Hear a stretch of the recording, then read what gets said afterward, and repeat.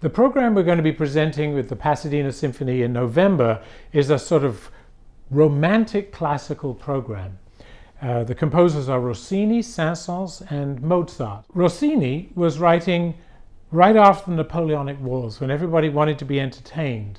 And so he wrote 39 absolutely fantastic operas, and the Barber of Seville Overture is one of his most famous overtures. His music is bright and breezy. There's this wonderful crescendo that he puts into pretty much every overture that he writes, and most of these pieces were written literally in the last few days before a premiere. It's a wonderful freshness about them.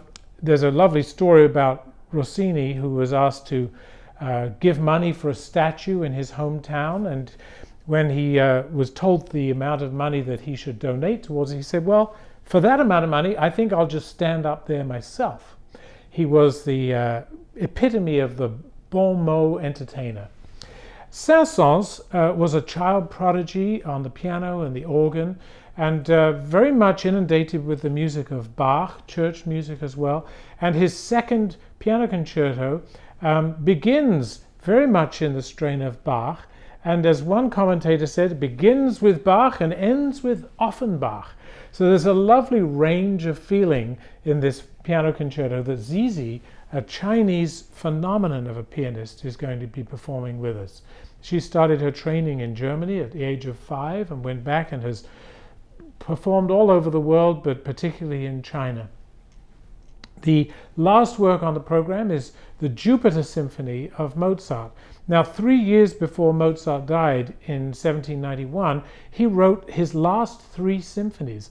And it's not clear whether any of them were actually performed during his time.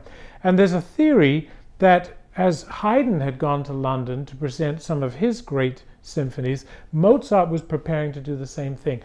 This never happened.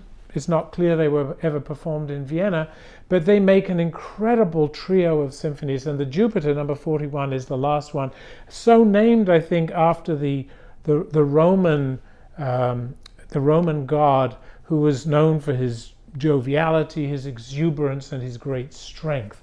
And Mozart, like Saëns, was very much influenced by Bach as well, and the last movement, which I think people were really blown away by, has got this incredible section at the end of counterpoint, which is very much like Bach, but it creates this amazing climactic moment at the end of the symphony.